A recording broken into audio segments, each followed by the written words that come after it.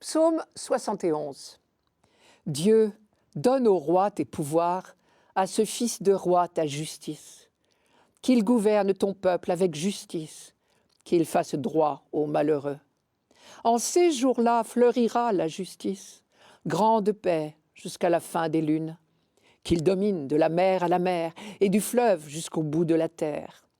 Les rois de Tarsis et des îles apporteront des présents.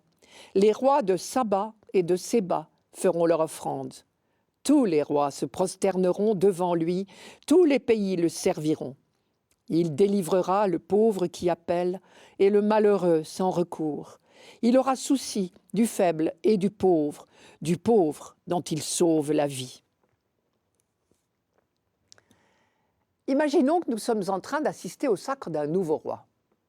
Les prêtres expriment à son sujet des prières, qui sont tous leurs souhaits, j'aurais envie de dire tous les rêves que le peuple formule au début de chaque nouveau règne. Vœux de grandeur politique pour le roi, mais surtout vœux de paix, de justice, pour tous, les lendemains qui chantent en quelque sorte. C'est un thème qui n'est pas d'aujourd'hui, on en rêve depuis toujours. Richesse et prospérité pour tous, justice et paix, et cela pour toujours, d'un bout à l'autre de la terre. Or, le peuple élu a cet immense avantage de savoir que ce rêve des hommes coïncide avec le projet de Dieu lui-même. La Bible tout entière est traversée par cette espérance indestructible. L'histoire humaine a un but, un sens. Et le mot sens veut dire deux choses, à la fois signification et direction. Dieu a un projet, et ce projet inspire toutes les lignes de la Bible, Ancien Testament et Nouveau Testament. Il porte des noms différents selon les auteurs. Par exemple, c'est le jour de Dieu pour les prophètes, le royaume des cieux pour saint Matthieu, le dessein bienveillant de Dieu pour saint Paul. Mais c'est toujours du même projet qu'il s'agit. Comme un amoureux répète inlassablement des mots d'amour, Dieu propose inlassablement son projet de bonheur à l'humanité. Tant qu'on a eu un roi en Israël, on a rêvé de voir monter sur le trône le roi idéal qui réaliserait ce projet. On se souvenait de la promesse du prophète Nathan au roi David, je vous la rappelle. Quand tes jours seront accomplis et que tu seras couché avec tes pères, je maintiendrai après toi le lignage issu de tes entrailles et j'affermirai sa royauté. Je serai pour lui un père et il sera pour moi un fils. Ta maison et ta royauté subsisteront à jamais devant moi. Ton trône sera affermi à jamais. C'est dans le 2e livre de Samuel, chapitre 7.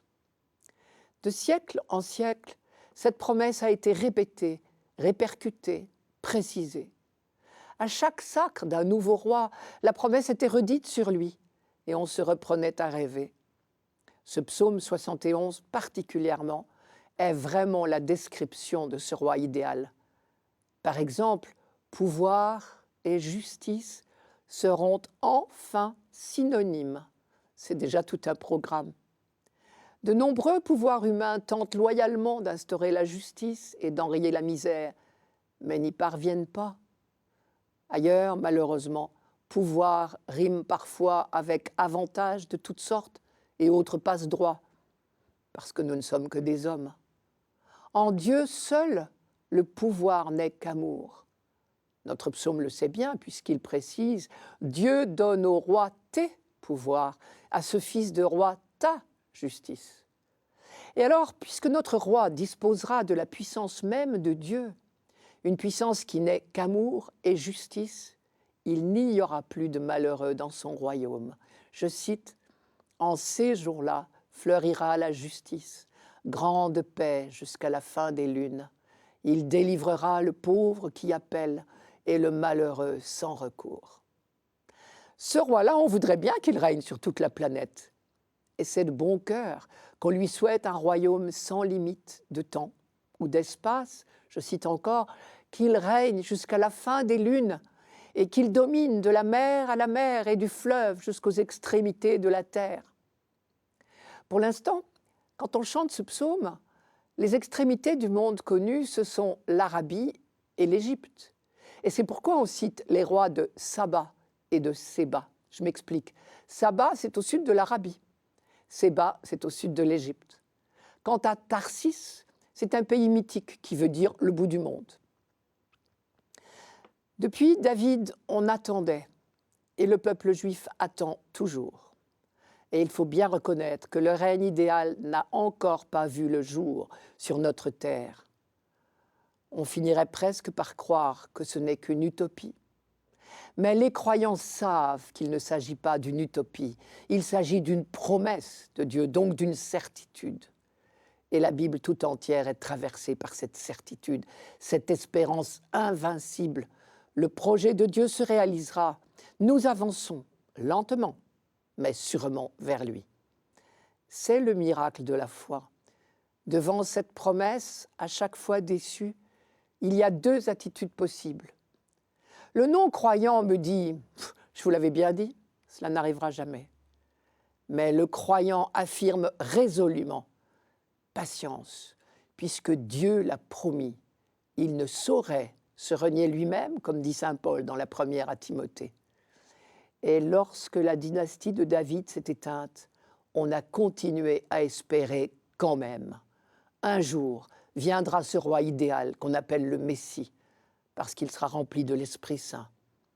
C'est ce Messie que les croyants appellent de tous leurs vœux lorsqu'ils chantent les psaumes au temple de Jérusalem, et en particulier ce psaume 71. Aujourd'hui encore, le peuple juif chante ce psaume dans l'attente du roi Messie. Nous, chrétiens, nous l'appliquons à Jésus-Christ. Et il nous semble que les mages venus d'Orient ont commencé à réaliser la promesse. Les rois de Tarsis et des îles apporteront des présents. Les rois de Saba et de Séba feront leur offrande. Tous les rois se prosterneront devant lui. Tous les pays le serviront.